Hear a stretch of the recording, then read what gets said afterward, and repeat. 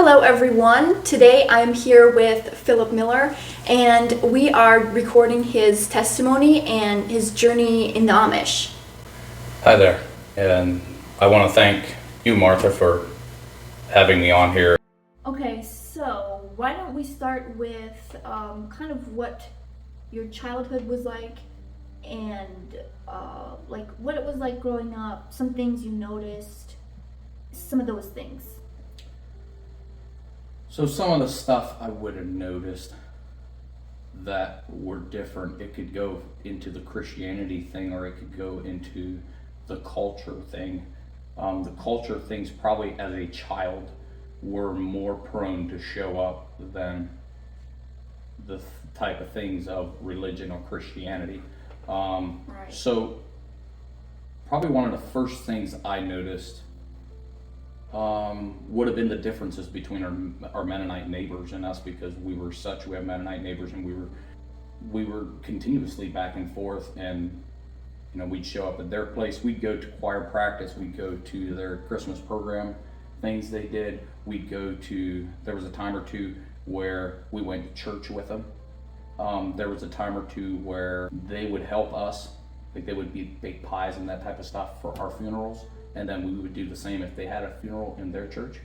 So they were actually beachy Amish, which we just call them Mennonites, because there's a lot of people that, there's definitely a difference between beachy Amish and Mennonite, but a lot of it's the same. But that's where a lot of that started, was they prayed out loud before their meals. There was that type of stuff they would do, and it was like, wow, okay, why don't we do this? I didn't really question it until older, but yet it was like, oh, that's different.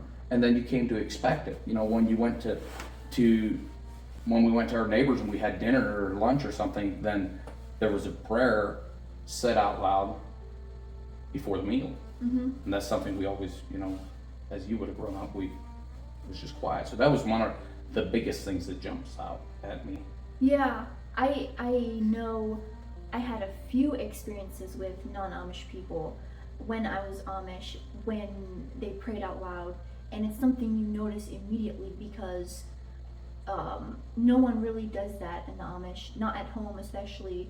It's always a silent prayer, but when you're at church, when they pray, they would read out of a book usually. Mm-hmm. So it's something that I noticed too immediately, which I didn't have much of that in my life when I was growing up. So your dad wouldn't have read the same book they used in church to do a prayer in the evening or something? He did. It wasn't the same one, but it was like a smaller book that looked kind of the same. I can't remember what it was called, but he did read out of there in the evening, for a prayer. So your book in church would have been bigger. You're saying it would have been, larger in size. Mm-hmm. That's the same book. It is? It's larger print. It's so the old duffers, the old preachers can read. Oh, okay. Well, then I learned something new. I didn't realize that. Yeah, and our church actually has both. So some preachers would use one, and then some would use the other, but it's the same book. Okay. Well, I guess you started noticing some of that stuff when you were younger, and then once you got a little older, was there other things that happened, or what was next, I guess? Some of the stuff, I guess, where a lot of the changes really happened, that I noticed things were different, other than our direct community would have been, I started working for a Mennonite guy when I was 17 years old.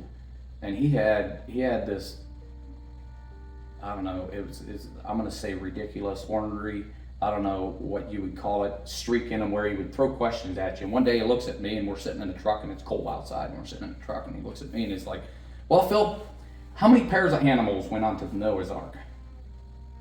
I don't know, they went in 2 by 2. No, how many pairs went in of each animal? 2 of each, two pair of each. I didn't have a clue, He asked me this question, he's like, no. He's like, there's 2 pair of the unpure and 7 pair of the pure, what they would have considered the pure animals and the good animals.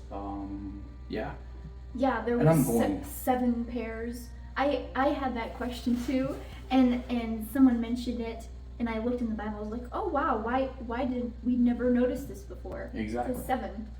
So this guy would ask me these questions, and as you probably knew at a young age, you would get offensive. It's like, what is he trying to do? He's just trying to persuade me to leave the Amish. That's all he's trying to do. Like, what in the world is, why is he asking these questions? Like, this doesn't even make sense. Mm-hmm. And then, but yet there's something that stirred within your heart, was stirred within my heart at those times. And I would go home and I'm like, give me the Bible. I'm like, what page is it really? And I'd find it and I'd read it and I'm like, and it frustrated me, but I didn't have a choice, but it was the truth. Mm-hmm. And this would happen occasionally, and I'm very thankful to God today for that, because it made me question some things. And that's what really, he would, randomly, sometimes once a month, sometimes it'd be once a week, just randomly. It's like, hey, Phil, and then he'd throw that question out there. So you wonder, at that time, I wondered, one would wonder, what in the world is he getting at? Why is he picking on me? The truth was, they were thought-provoking questions, and it really, really worked. Mm-hmm. Yeah. And it made me question a lot, and it made me, I'd dig into something, and then this would, whoa, okay, this is, and then I'd look into here, and it's like, oh, okay. And then I'd look over here, and then I found a lot of things that I didn't really know. It wasn't like they didn't speak the truth, but it was it was confusing to take what I thought was right, or I thought I'd heard a lot of times, to what I actually read in the Bible when I read it. Mm-hmm. It was hard to take those teachings and this writing and put it into play to a direct explanation, and to believe everything directly out of the Bible for what it was sometimes. Mm-hmm.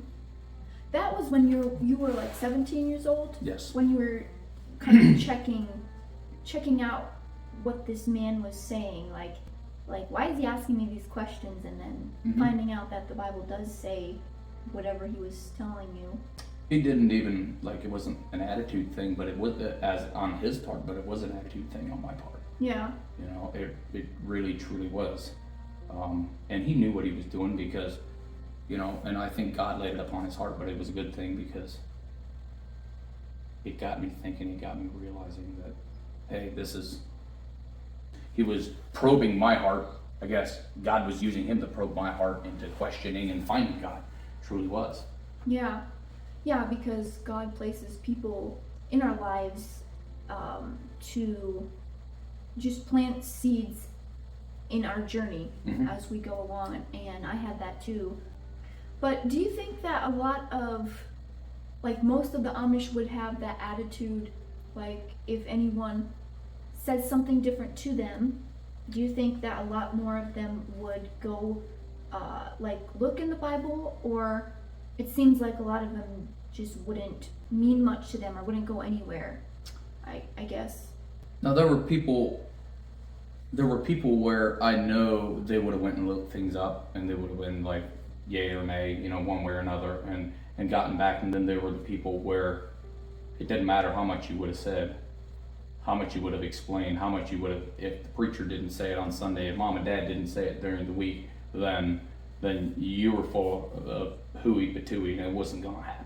Mm-hmm. That's not even the truth. And I had that happen quite a bit too. So yeah, Yeah, I got a little bit of both too. My grandma was one of those people that she listened to my questions, and then she didn't necessarily disagree with me. She would say, this is how I see it. mm-hmm. But then there was the majority of the other people too would get defensive.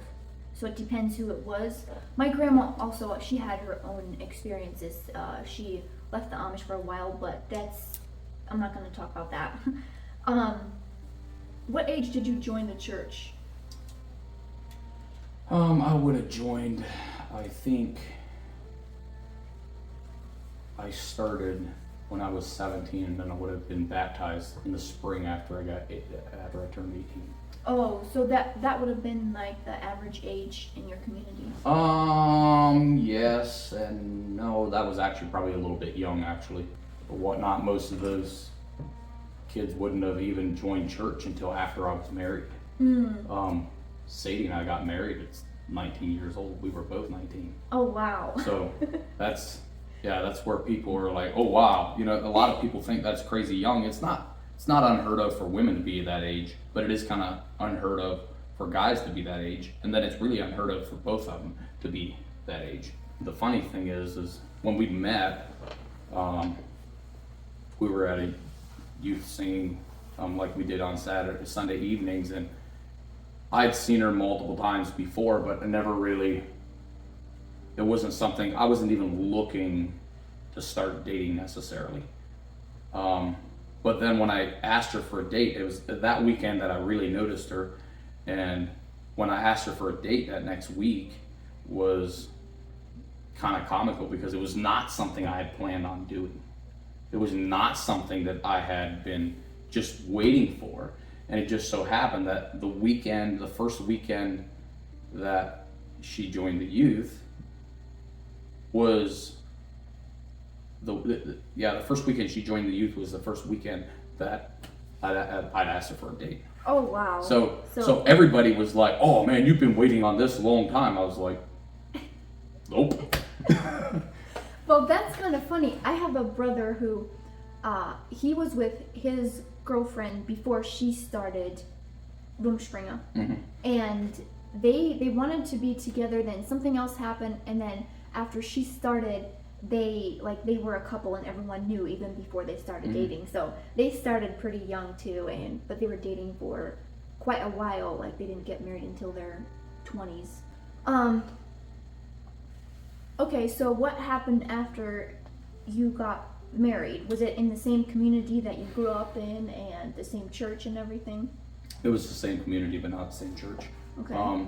The church I moved into actually was the home church for Sadie, but it also was a church that was very much looked down upon. I moved then from our church to the new church, and they did have more stuff, but that bishop also didn't come beating on my door when I did something wrong. If I did something wrong, the deacon would either call or show up, and we were like, hey, you know, how are you doing? And we'd talk, and he's like, normally he would give somebody a heads up before he'd show up in the first place. Hey, I'd like to show up and talk about this. And it's like, okay. So they show up and they start talking, just everyday conversation, and then it gets to the point of the whole reason why he showed up in the first place. And it's like, well, one instance was when I worked for the Mennonite guy after I was married, he asked us to wear t-shirts that had Huntsburg Concrete and our names on it. And it's like, well, what's the big deal? I didn't care. I mean, who cares? Mm-hmm. He was being respectful to us and not telling us we have to get a driver's license to work for him. You know, he provided that for us. But at the same time, you know, I felt I needed to respect him, and it was like, he wants us to wear these, we'll wear these. I mean, people do in the factories and whatnot all the time. What's the big deal? It must have frustrated somebody along the line or whatever, because the deacon came to me and he's like, well, you know, chit-chatting, making small talk, and he's like, he heard I was wearing some t-shirts that basically store-bought t-shirts that had embroidery on it, and you know, I had my name and whatnot on it. I was like, yeah, I do. I mean, I have nothing to hide. I'm not. Mm-hmm. He's like, well, you know, you really aren't supposed to have that. I was like, yeah, I know. He's like, you know, what's your thought behind it? And I told him, and I was like, you know, just what I said about the respect thing. And I thought, you know, he's like, well, if he respects you and not asking you to get a driver's license, or you have to have a driver's license to work for you, he'll respect you, and also in not having print on her clothes. And it's like, okay. I mean, that's true. I was like, these t-shirts aren't cheap. They were t-shirts from Duluth. One of the guys that works for me now worked then. He still has one of his original t-shirts. So that thing, the dude take a beating. But then on the flip side was, you know, I could take that from Ray, you know, I could take that from him, from the deacon. But on the flip side, in the old church, it felt like all they would do to my parents, what I seen was they'd show up with a chip on their shoulder. They'd show up and they were judgmental. They were already ticked off. They were already offensive, and they would show up and knock on the door. And it just, if you didn't open the door, and I'm talking metaphorically here, if you wouldn't open the door to your home, if you wouldn't let them in, they would beat the door down and they would pound it out at you. And that's the part of the Amish that I really, really had a problem with. Mm-hmm. And that's really what jumped out. This church difference, the church that I moved to didn't have that. They didn't show up. I knew they didn't show up and beat my door down as soon as I smoked a white cigarette instead of a brown cigarette. Whereas in the old church, that is what happened. The church we go to now they don't stand by Old Order, New Order, New Order, Schwarzenegger. I guess I asked them before we ever went to church there. I'd met them and I'd asked them, what they would be considered. Would it be New Order? Would it be Old Order? What? And he's like, well, I guess, in my heart I'm still Old Order, but he said, we're not New Order either. He said it's more like New Order. But New Order churches would have Sunday school, whereas we don't have Sunday school as of now. But as far as the rules and regulations of the church, one of the main things he puts out there is, it is not my duty as a minister, as a leader of the church, it is not my duty to tell you what God says you can or can't do. It is my duty to teach you what God says, and then between you and God, your relationship with God is there. I hope you get that relationship, and then it is there for you to know what you should and shouldn't do. Mm-hmm. But it is not up to me to tell you, hey, you can't have this mower or that mower or this type of clothing or that type of clothing, this type of haircut, that type of haircut. So for the most part, we're Amish. We still dress Amish. So there's a huge open concept as far as that goes. When it comes to all the rules and regulations, it doesn't matter, is it electricity in your house? Do you have AC? Do you not have AC? Do you, all that stuff is based on what you are convicted of doing, what God is making you feel convicted of changing or doing or saying or any of that stuff.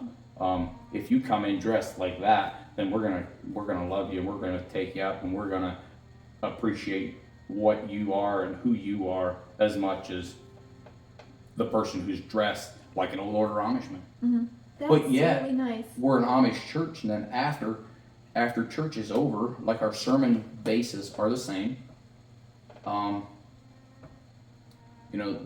The opening sermon is normally about 20 minutes, and then they read out of scripture, and then the main sermon is anywhere from 40 to 50 minutes long.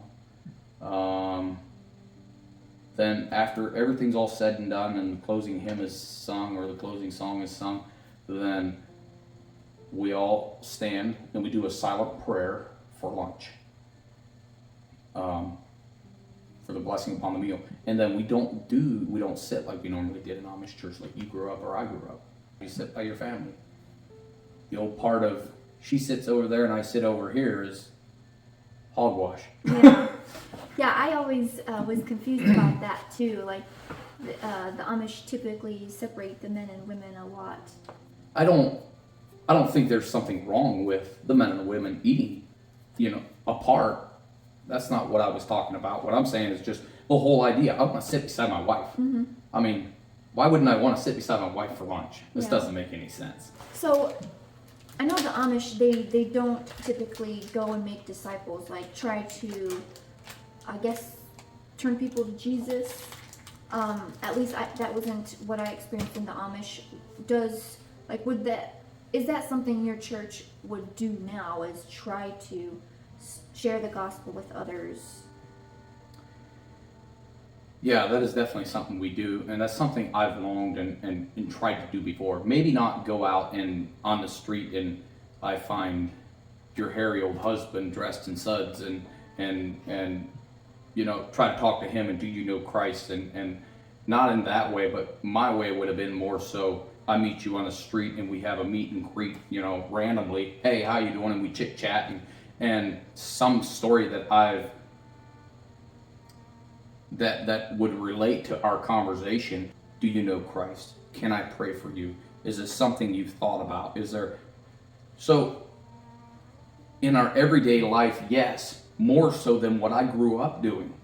So, I guess what are the things that happened in the church, the Old Order Amish church that you went to, that made you leave in July and decide you're going to start going to a different church?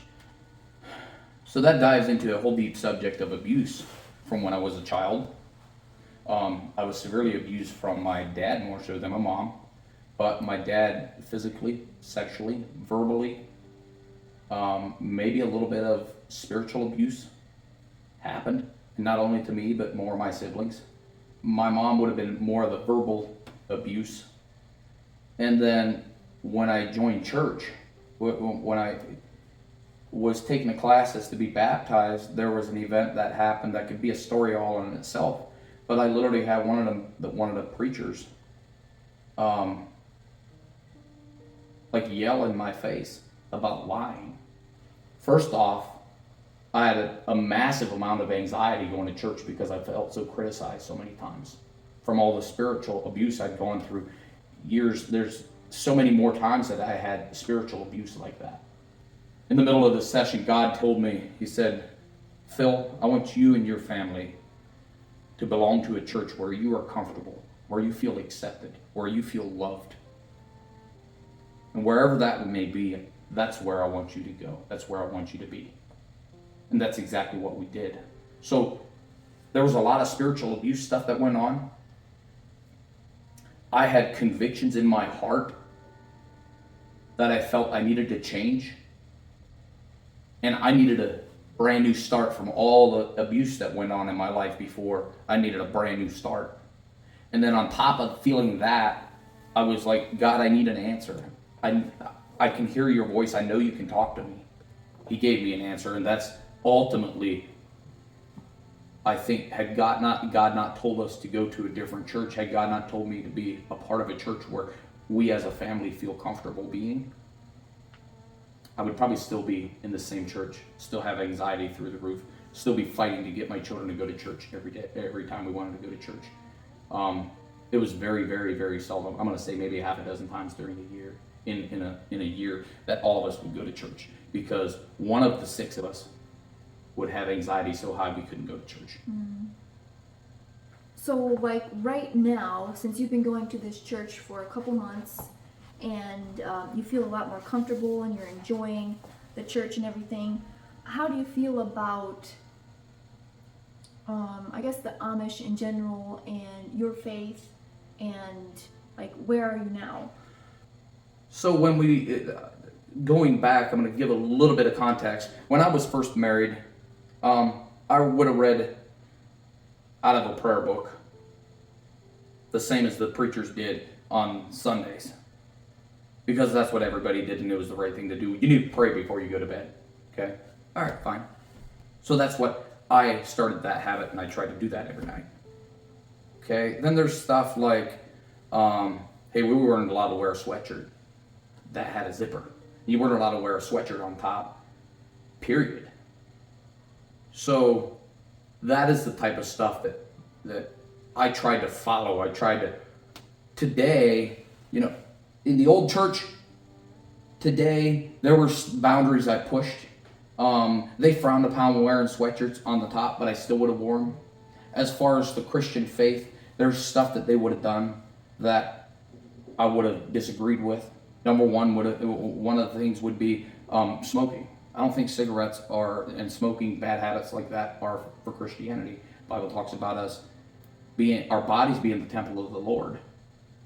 And for that, I actually just discussed it with one of my children, and I try to teach my children that is something that maybe that's why I would feel today about tattoos the way I do, but as in, I don't encourage somebody to get a tattoo, but if you do, it's the temple of the Lord. Make sure it's something encouraging. Make sure it's something good. Mm-hmm. In the old church, you would have been wrong to have that type of stuff. You would have been wrong to wear a sweatshirt on the top, especially one that had a zipper. You would have been wrong to not wear your hat wherever you go. and I'm saying wrong where they wouldn't say that you're going to hell, but that's what it felt like. You were looked down upon if you didn't listen. Yeah. Whereas in the new church, where we're at now today as a family in the new church is, well, one of the things was we got a tablet. Well, we don't have access to internet. And it was like, whoa, wait a minute. All of a sudden, the children have changed habits or changed their ways of dealing with life. And it's like, what's going on here? One day I looked at Sadie and I'm like, we're looking at too much internet. It's just a fact of life. We were a kid with a new toy. And it's like, no, this needs to stop. This needs to quit. So some of this stuff, the church isn't there yelling at us and telling us that we can't have this stuff. But what I've discovered is the teaching of the new church, and where I found myself is the teaching of the new church is follow Christ and give God all of your heart, not half of it. Give God all of your heart. Do your very best. But one thing I will say that changed drastically is the fact that for so many years I couldn't believe that. I mean, yeah, I know, I know Christ died for me. But I was always listening to it as, oh, well, he died for Martha. He died for Tyler. He died for Sadie. He died for the preachers of the church. He died for all the people out there that acknowledge that Christ is who he is. But I had a hard time applying that to me. And today I can say that I feel like as much as a human can, when I ask God for forgiveness, when I lay a sin at the foot of the cross because I got frustrated and raised my voice or I cussed or something like that, then I can lay this at the foot of the cross and I know I'm forgiven. Not maybe, but I know I'm forgiven. And within, I'm going to say, a couple of hours, that's not a subject in my life anymore, as in, I don't feel guilty about that anymore. Whereas before, it would go on for hours. So that's a massive thing that has changed in the last 4 months or so. Mm-hmm.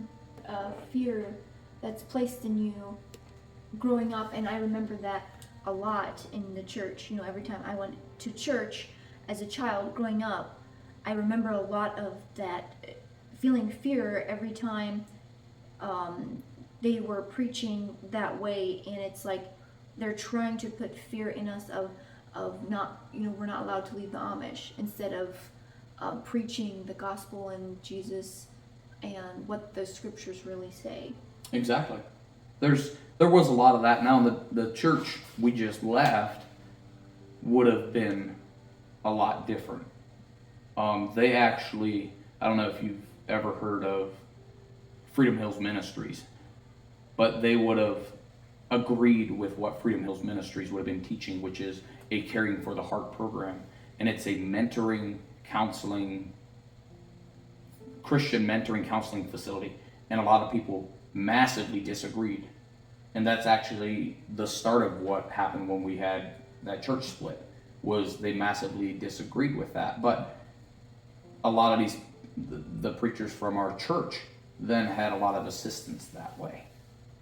In other churches I would attend, not so much in this church in the last 12 years that I've seen, but normally if you were to go to your home church again or go to a wedding and you would attend the ceremony, then somewhere along the line, if the preacher minister knew anything about you and that you were sitting there, somewhere along the line, they would preach directly at you.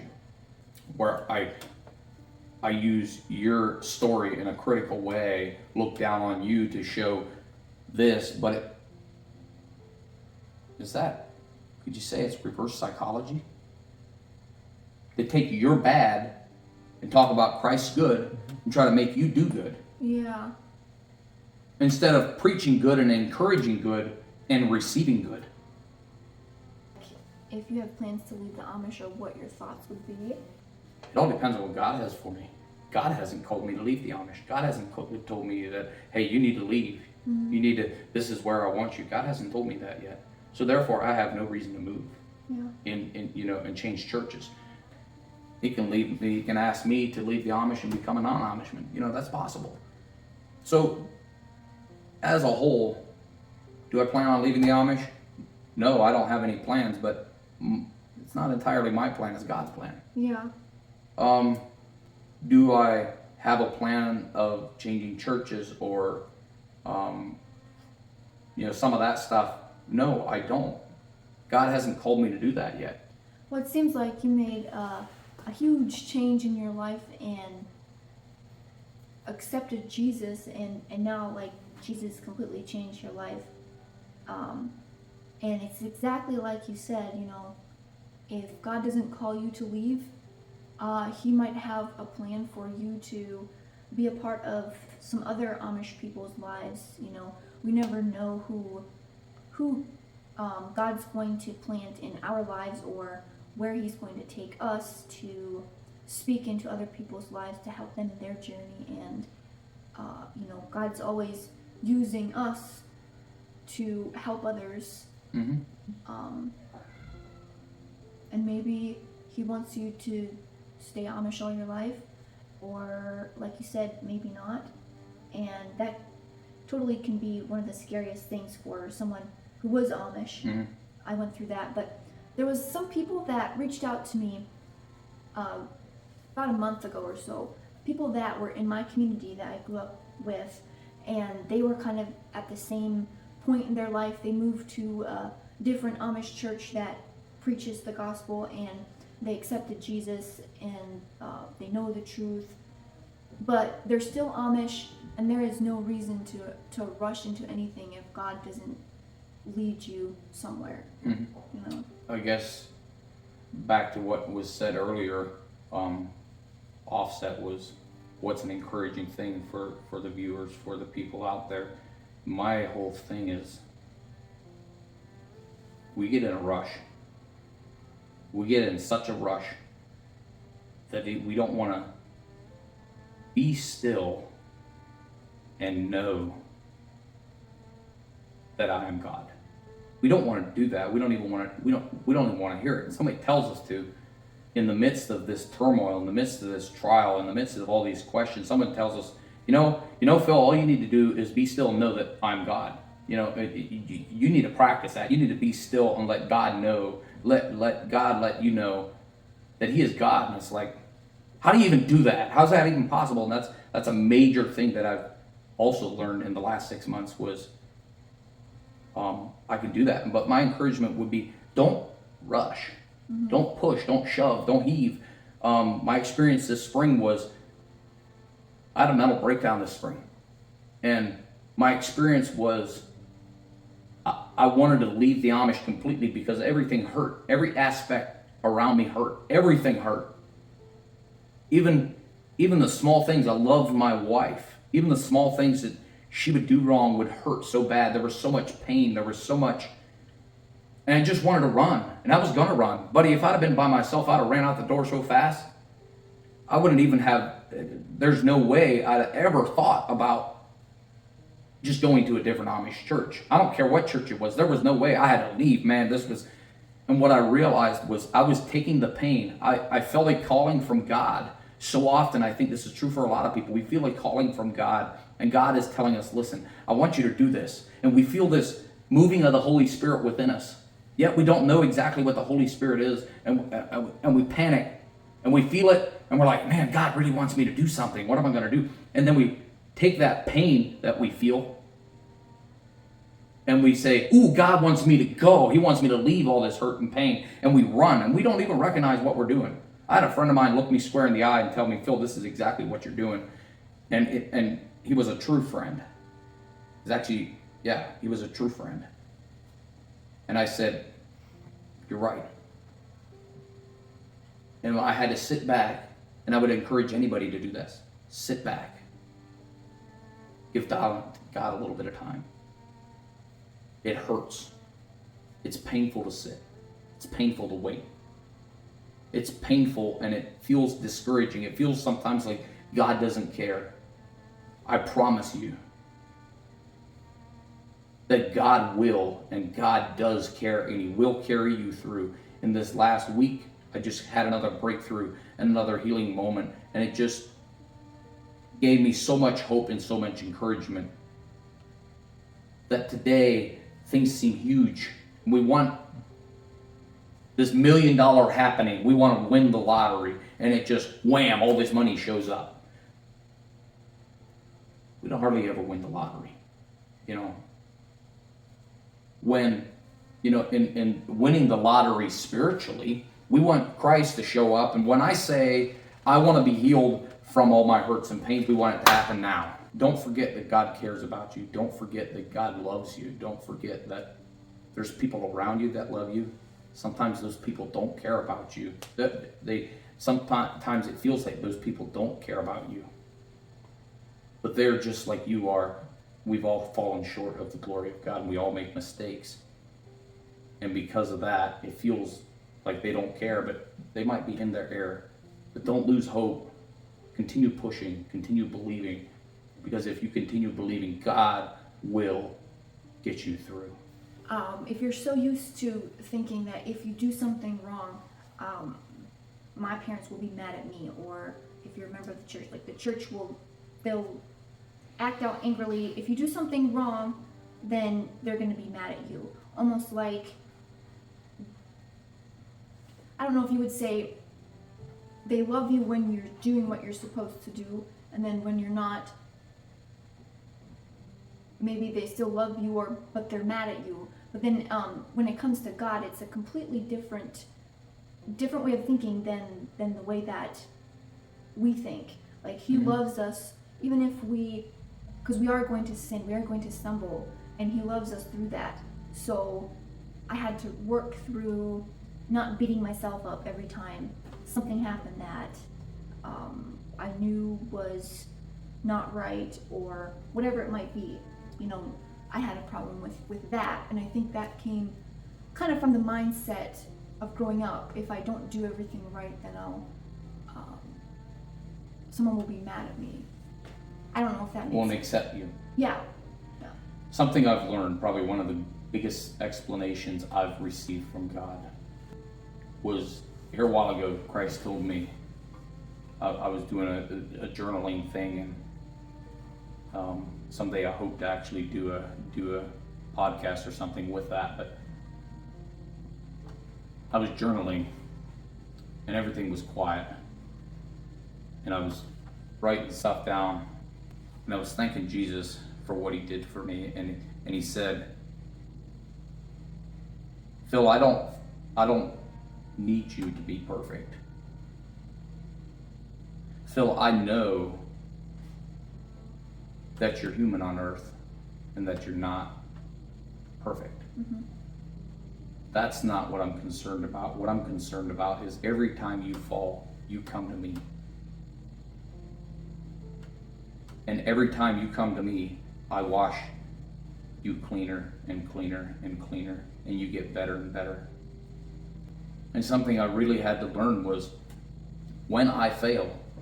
You know, we were so accustomed to when we fail, oh, church is you were shunned by the church, you were this, you were that. You know, certain failures, you would be, I'm going to say in emotional feelings, we would explain it as in, we were drugged to church and we were told that we have to confess and we have to apologize to the whole church, and we were shunned, and we were made feel ashamed. Mm-hmm. We did feel shame. We felt guilt. Even if we felt we were right or wrong, it still felt the same. And what I learned was, we're human. We can't use it as an excuse, but it's a fact. We are not perfect. But when you realize this and you go to God, God is there with open arms. And right then and there, He accepts you. And He starts you brand new again from here on. And it took me a very, very long time to accept that. Mm-hmm.